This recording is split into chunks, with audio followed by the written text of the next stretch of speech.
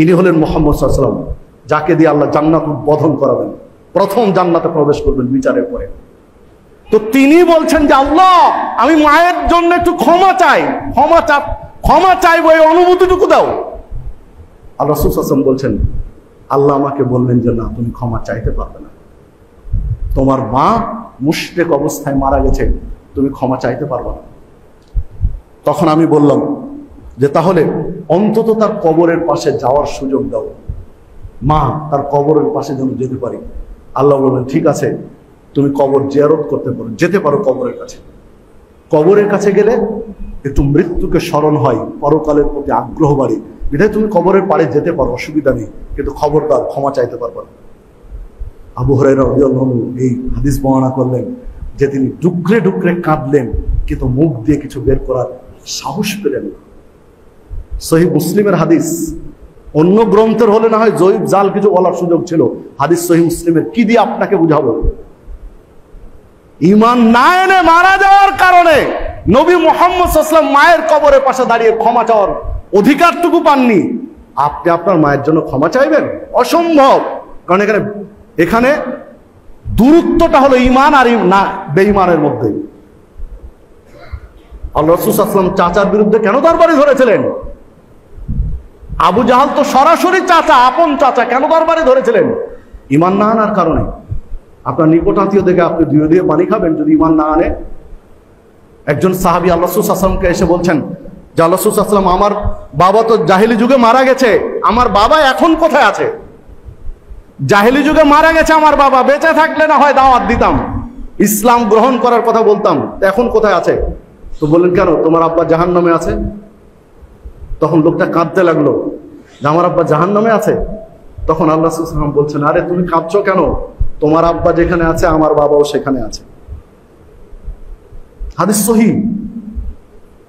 মানুষ আবেগী করার জন্য মানুষের বিবেক নিয়ে যারা খেলছে, তারা বলছে কি যে কবর থেকে উঠিয়ে আল্লাহ রাসূল সাল্লাল্লাহু আলাইহি ওয়াসাল্লামের কাছে নিয়ে আসা হয়েছিল, বাবার মাকে তিনি কবর থেকে উঠিয়ে রূহ নিয়ে আসা হয়েছিল, আল্লাহ রাসূল সাল্লাল্লাহু আলাইহি ওয়াসাল্লাম বাবা মাকে কালেমা পড়িয়েছিলেন, আবার কবরে দিয়ে দেওয়া হয়েছে।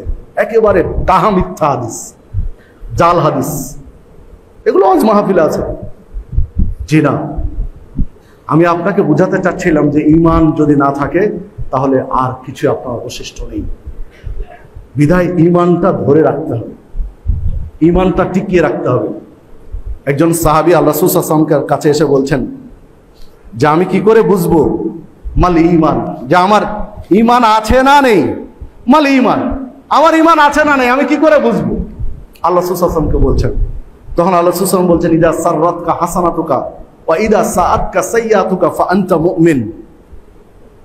যখন ভালো কাজ তোমাকে তৃপ্তি দিবে, সালাত, সিয়াম, হজ, যাকাত, তাসবিহ, তাহলিল, জিকির, আজকার, মানুষকে খাওয়ানো, মানুষের উপকার করা, জুলুম করছে তাকে ঠেকিয়ে দেওয়া, এই ভালো কাজগুলো যখন তোমাকে তৃপ্তি দিবে, আর খারাপ অন্যায় কাজ হয়ে গেলে তোমার অন্তরে কষ্ট পাবে, খারাপ লাগবে, অপরাধ হওয়ার সাথে সাথে তোমার খারাপ লাগবে যে ছি ছি আমি এটা করলাম কেন।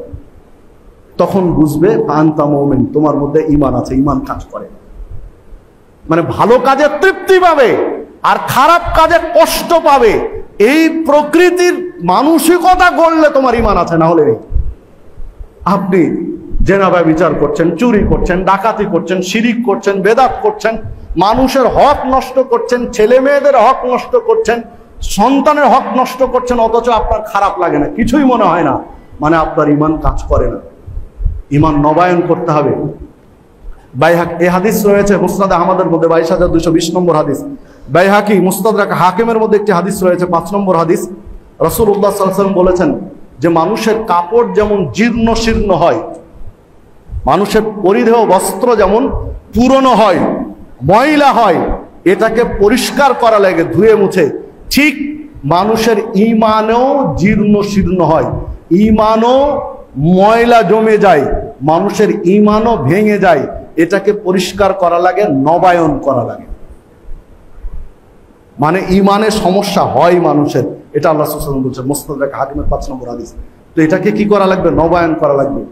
এই জন্য একটা হাদিস, চমৎকার আলোচনা হাদিসটার মধ্যে আল্লাহ রাসূল সাল্লাল্লাহু আলাইহি ওয়াসাল্লাম বলছেন, কেউ যদি অজু করে অজুর পরে অজুর দোয়া বলে তাহলে ওই ব্যক্তির পাপগুলো ক্ষমা হয়ে যায়, পাপগুলো নেকি হয়ে যায়। সহিহ মুসলিম সহ হাদিসে কিছু শব্দের শাব্দিক পরিবর্তন রয়েছে, অন্যান্য গ্রন্থে রয়েছে। সালাত পড়লেন আপনি, আজকে জুমার সালাত পড়লেন, জোহর পড়লেন, আসর পড়লেন, মাগরিব পড়লেন, এশা পড়লেন, ফজর পড়লেন, কোন সালাতের কারণে পাপ নেকি হয়ে যাবে এই আলোচনা কিন্তু নেই। হ্যাঁ, সালাত পড়েছেন, আপনার পাপ ক্ষমা হয়ে যাবে, পাপ মুছে দেওয়া হবে, এই আলোচনা আছে, কিন্তু পাপগুলো নেকি হয়ে যাবে এটা নেই। কিন্তু অজুর পরে অজুর দোয়া করে, অজুর দোয়া করলে, সুন্দর করে অজু করে অজুর দোয়া পড়লে পাপ ক্ষমা হয়, পাপ নেকি হয়ে যায়। কারণটা হলো এখানেই, কারণ অজুর দোয়াটা কি? আশহাদু আল্লা ইলাহা ইল্লাল্লাহু ওয়াহদাহু লা শারীকা লাহু ওয়া আশহাদু আন্না মুহাম্মাদান আবদুহু ওয়া রাসূলুহু আল্লাহুম্মা জাআলনি মিনাত তাওয়াবিন ওয়া জাআলনি মিনাল মুতাত্তাহিরিন। এটা হলো অজুর দোয়া। মানে অজুর দোয়া যখনই বললেন তখনই আপনার ঈমানটা নবায়ন হলো, রেনু হলো।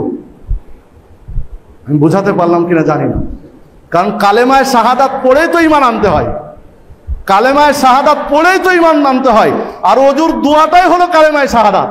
মানে যতবার একজন ব্যক্তি অজু করে অজুর দোয়া বলে ততবার তার ঈমানটা রেনু হয়, নবায়ন হয়। এই জন্য অজুর দোয়ার এত ফজিলত। সম্মানিত উপস্থিতি, আসুন আমরা ঈমানটা ঠিক রাখার চেষ্টা করি, প্রকৃত ঈমানদার হওয়ার চেষ্টা করি, ঈমানটাও ধরে রাখার চেষ্টা করি।